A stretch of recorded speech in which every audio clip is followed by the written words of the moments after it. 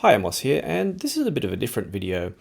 A few people have asked me about the COVID-19 situation in Japan because there has been quite a few questions about why the number of cases here has not exploded as much as people had imagined it should be. Now, we don't have a formal legal lockdown here. We do have a state of emergency, but nothing can be enforced. And so people are thinking, well, there should be many more cases than there actually have been recorded.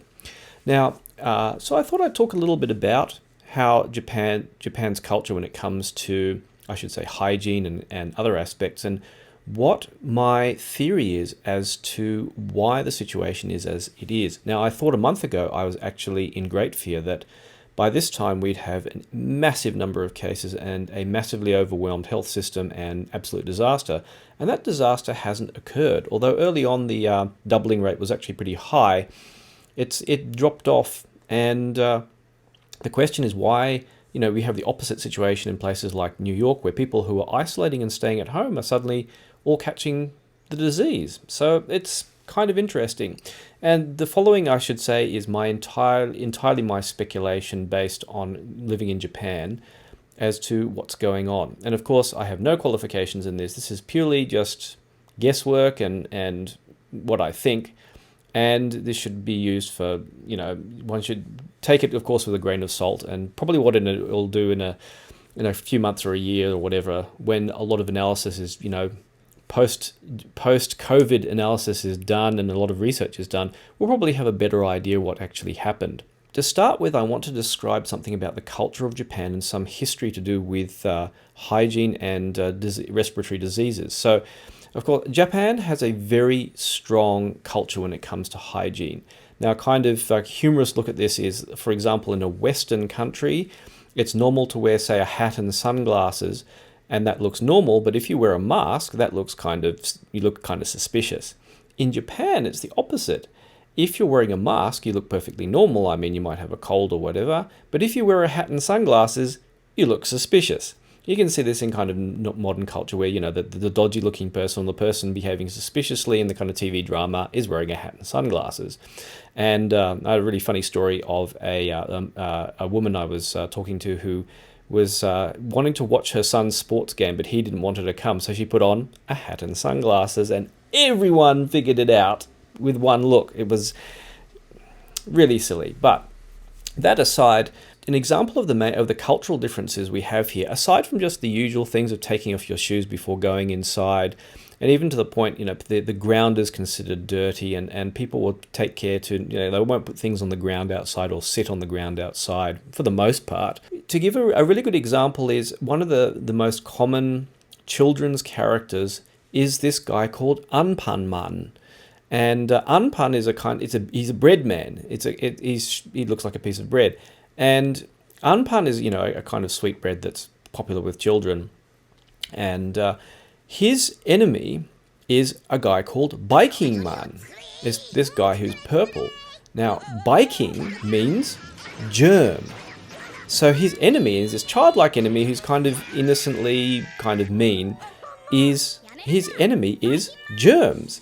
So from a very young age, kids are kind of, I don't want to say indoctrinated, but kind of this idea is put forward to them that they have to be careful about germs. Now, if you go to a school here, in the corridors outside all the classrooms are these really long rows of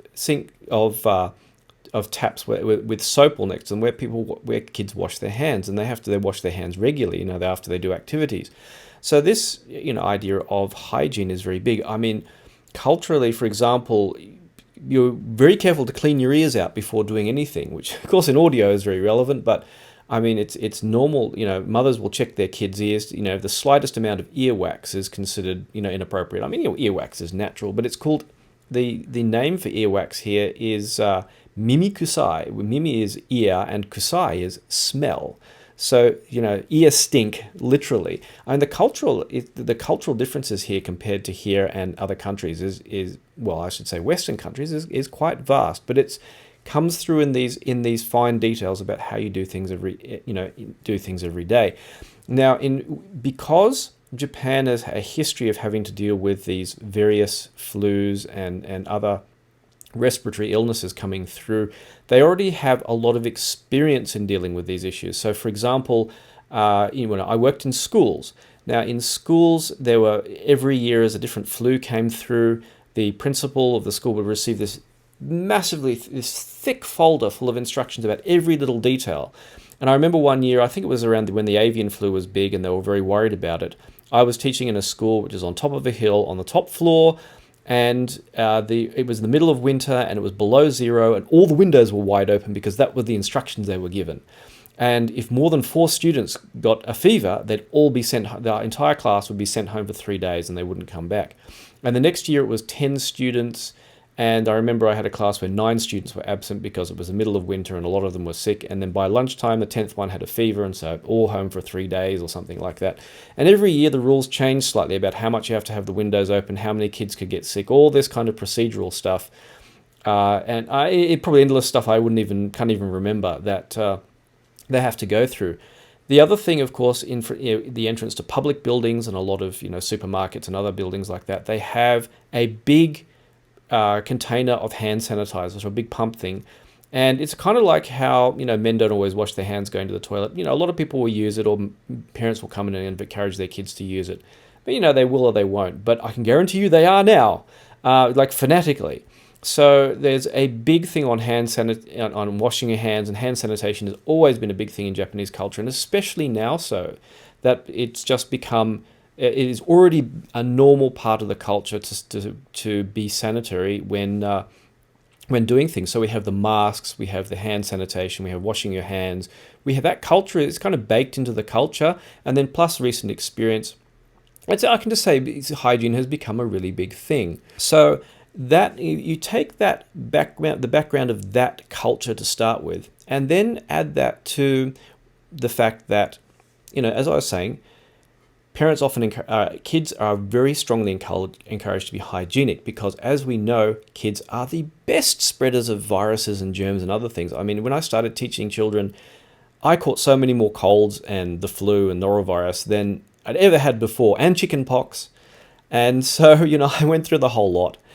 And but as soon as I started being more careful about it and putting hand sanitizer in my car and washing my hands every time I've been teaching before and after, the number of colds and flus and illnesses I got went down. And so one of the first things that happened at the end of February was that the Prime Minister of Japan shut all the schools. Well, he didn't shut all the schools. He asked all the schools to shut because there's no legal enforcement of this. But again, this leads on to another thing. All the prefectures went along with this request to shut the schools, and it was quite amusing because the Thursday, the last Thursday of February, I went to my kids and said, "Guess what? Tomorrow's your last day of school because all the schools are shutting from March." And they were like, "Are you joking? I mean, you're having me on for sure." And I said, "Nope." They were so happy, but my friends' kids were not. They wanted to go to school. But anyway. That was like a real shock, and I was kind of, over time I was like torn between this was a great move and this was a stupid move. But in retrospect, I think it was a good move because I believe they shut one of the main vectors for viruses to spread. Now, something I have to add about the Japan's hygiene culture is that as the flu starts, winding up in the beginning of winter, then they, just like if you've seen how Japanese people track the weather, they track the flu like we track the weather, or player stats in baseball and that kind of thing. Like, that's just the way they track stuff is fanatical. I mean, you can go to a Japanese weather site and they track the weather, the normal weather they track, as well as things like typhoons, tsunamis, earthquakes, all that kind of stuff as well. They track how, whether the cherry blossoms, which day will be the peak viewing, which will be the peak viewing period for cherry blossoms. They have detailed maps. They have maps showing when it's going to be good to wash your clothes, when it's going to be good to do stuff out in the fields, everything under the sun. And they track flu just the same. Which cities are getting the most, having the most cases and how it's spreading and all that kind of thing. They're already way into this in a big way. But a lot of it is, as I said, goes through schools and goes through kids. So I think knocking out that main vector is obviously, in retrospect, was probably a good move. Now, the other thing about that, as I already said, is that all the prefectures went along with this. Now, some delayed the closing a few days to sort a few things out because it caused absolute chaos across the country. I mean, suddenly all these parents, who a lot of them working, have suddenly their kids are going to be home. But there is still a strong old culture of, if the grandparents are nearby, of, the grandparents helping out, and also knocking out this vector by which grandparents can become ill, through their grandkids, probably made a big difference as well. But this culture of obedience is really, really critical here, because there is no way for the government to legally enforce a shutdown or quarantine or have people stay at home. No one needs to obey it. Businesses don't need to obey it. Nobody does. But there's a culture here of, and I don't like calling it obedience, because obedience has a very negative connotation in Western culture. I'd probably give the word adherence is probably maybe a closer word. It's a culture where you kind of, I'd say you do as you're told, but you follow along with instructions. Now, in businesses, it's very strict. If your boss says to do something, you do it, and you don't ask questions why. You don't disobey.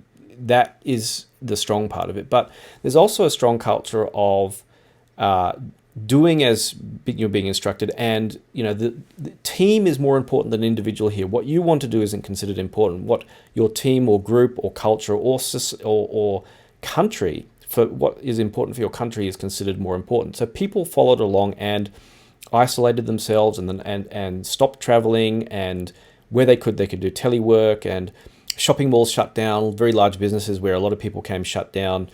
Those greedy bastards who run pachinko parlors didn't shut down, but that's another issue.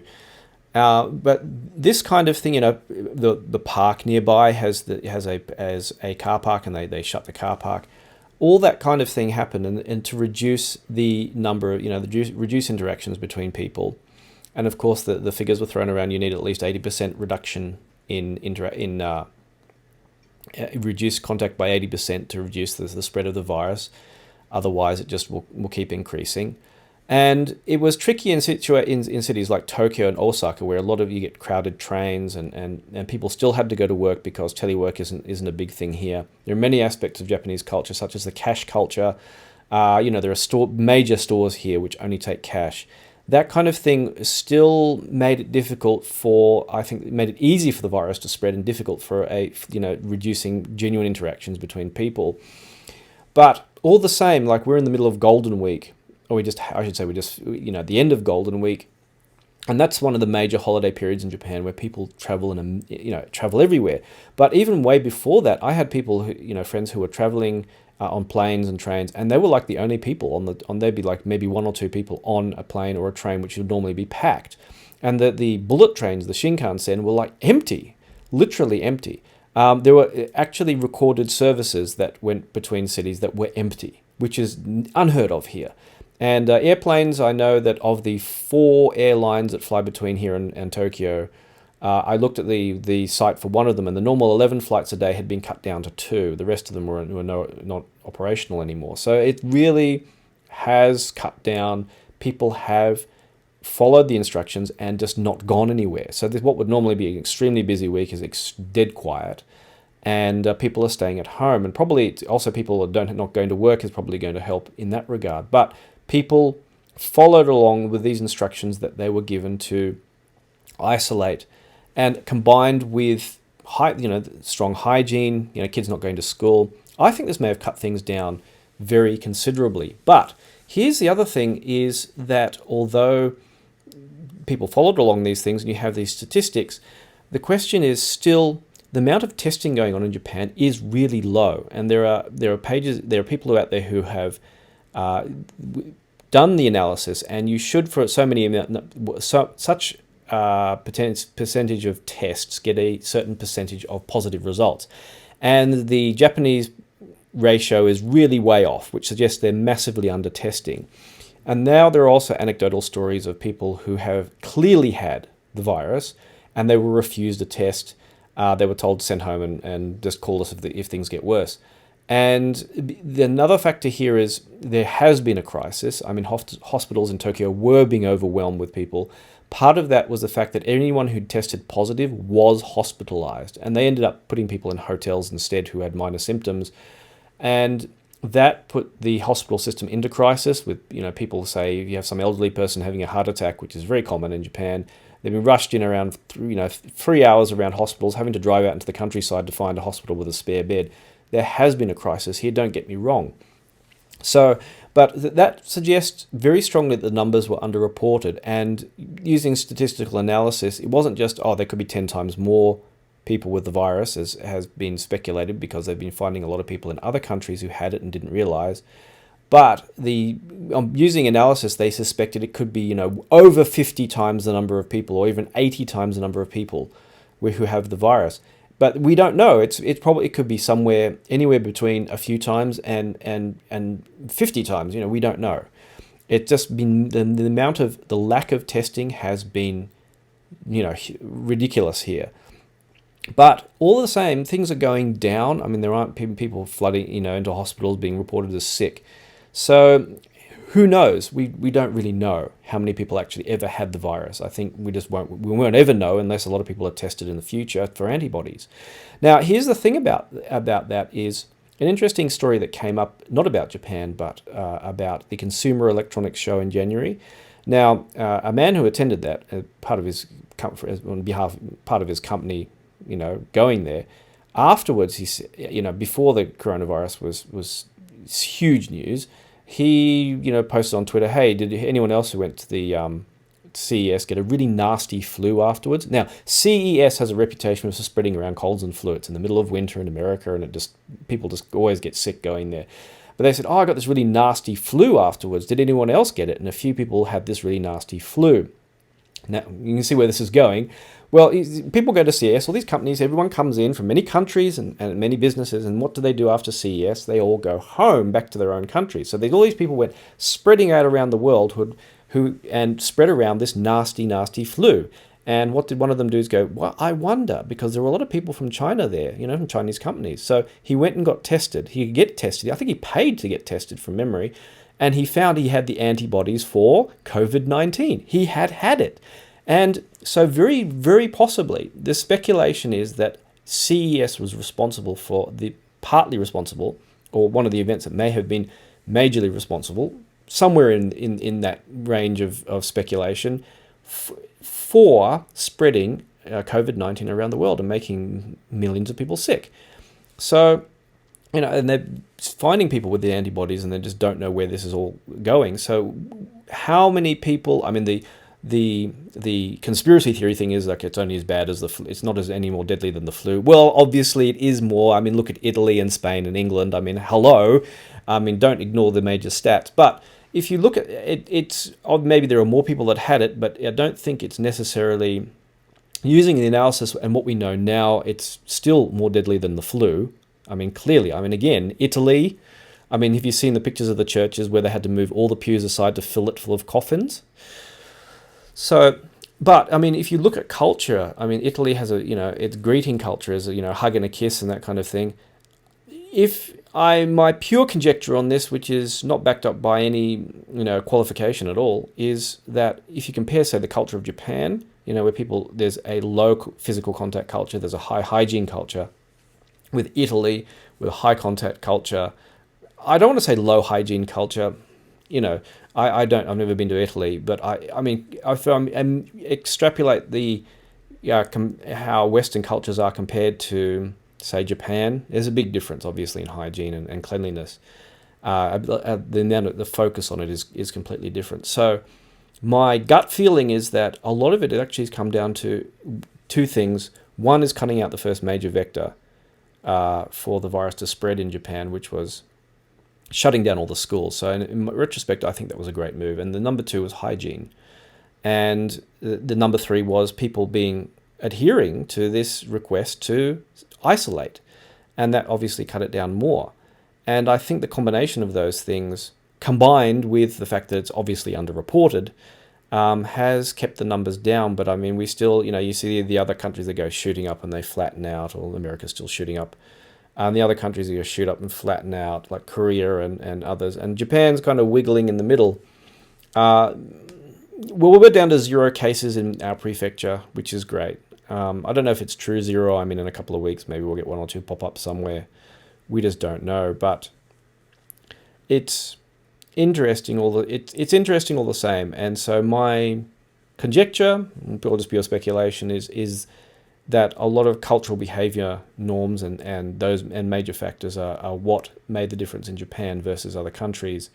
So it's interesting because we just have New York and people have been isolating at home, are catching it, and it's like, what's going on here? And I think the only explanation that makes sense now is that when they go out to the supermarket, they're just not as hygienic. They just don't think, oh, I'll just go out to the supermarket and do as I normally do. Do they go home and wash their hands afterwards? What do they do? I mean, when I go out to the supermarket, we go out, we have a mask on. I put eucalyptus oil on my mask, maybe, I don't know if it helps anything with the virus. When I get there, I have wipes. I have sanitary wipes with me. I wipe down the handle of the trolley. I wipe down the baskets. I wipe down all the food. When we pack the bags, when we get change from the cashier, if we're not paying by some kind of card, then we put the change in the bag, and when we come home, I have UV lights and I have alcohol spray, and I just spray everything, including the change, and wash my hands thoroughly. So, this is a completely different attitude. I just assume everything is a possible infection route. And we've been fine so far. And even though we can go out to the park and we can go out and do what we want, the shopping malls are closed, obviously. So we can't do everything we want because of what's shut down. Public facilities are shut down. I think that we've done okay. So that's just something I wanted to, for people who are curious, my thoughts on the situation in Japan. But for me, it just meant spending a lot more time at home, and which has been a little bit boring sometimes. But I've got plenty of gear to listen to. So I hope you enjoyed that. Just a note: if you have any sensible analysis, not conspiracy theory stuff, post in the comments below. Any crazy stuff I'll probably consider deleting. We're not here to speculate on stupid stuff which people make up. But it's interesting, and maybe in retrospect it'll be interesting to come back to this in a year or two when people have done a lot more research into post-crisis research. So as always, thanks for watching, and back to my regular reviews of products very shortly.